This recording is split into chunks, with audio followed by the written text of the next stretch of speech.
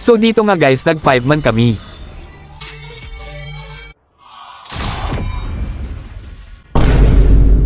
At dito nga gusto mag-core ng S4. Siyempre di tayo papayag kaya nag-core din ako. Stilan. So weird.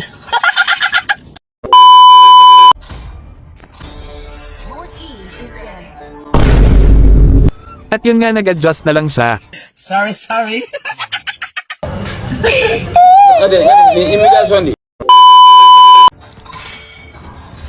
So dito nga pinakitaan ko siya sa aking mga KDA para sure na di na talaga siya mag-core.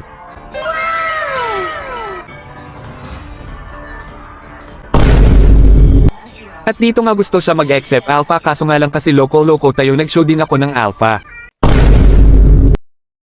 Sorry.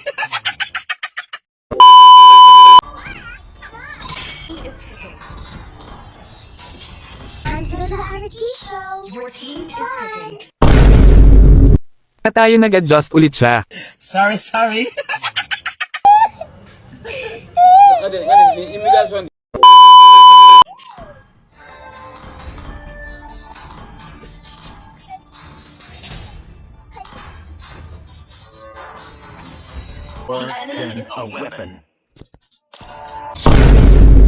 Free din pala ang core sa kalaban.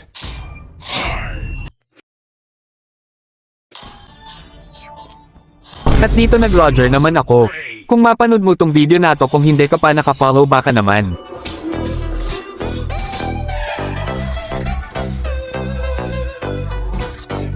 So dito nga dumalaw agad ako sa MM para iwas baog ang ating MM kasi nga baka mahirapan tayo sa late game kapag nabogbog ang ating MM.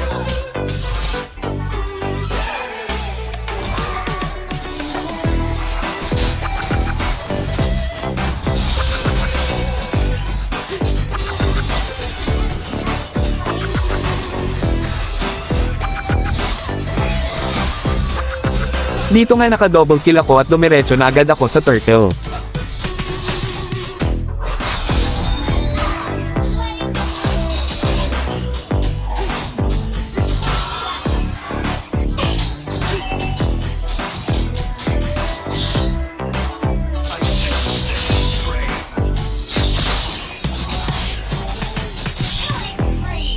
Dito nga lagi kong dinadalawan ng MM namin para sa late game hindi tayo mahirapan.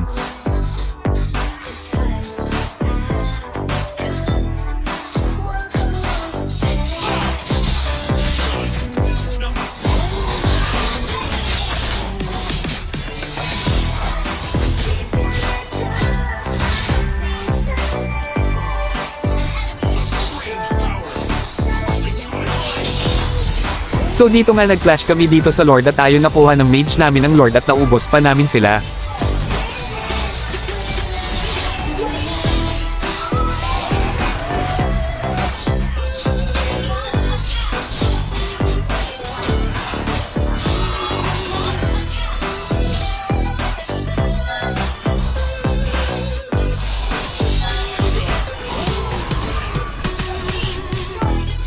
Dahil naubos namin sila naka-free push kami dito at nabasag namin ang dalawang tower sa mid lane.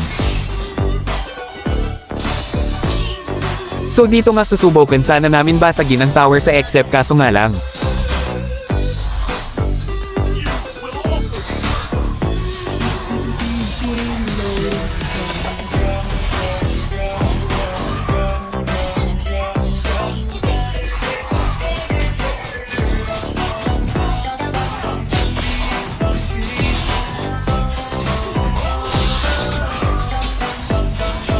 Kami pa ang naubos. So dito nga susubukan ko sana pumaunti sa Lord para agawin pero na late yata akong dating at nakuha na ng kalaban ng Lord bago ako nakarating. Yun pala habang nagka-clash kami dun sa Lord ito naman si Julian nagsusulo sanay na yata tayo mag-isa siguro laging iniiwanan te sa kanyang nagugustuhan. Stilan. So weird.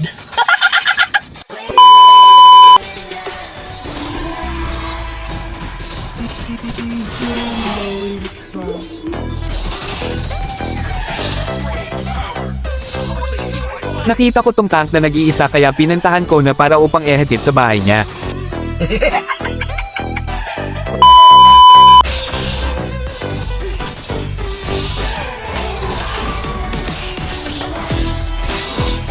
Yun nga kasi nga napatay ko ang tank nila biglang dating naman itong mga kasama niya na may 10,000 ang galit sa akin. Wala kang awa! Wala kaming pakialam!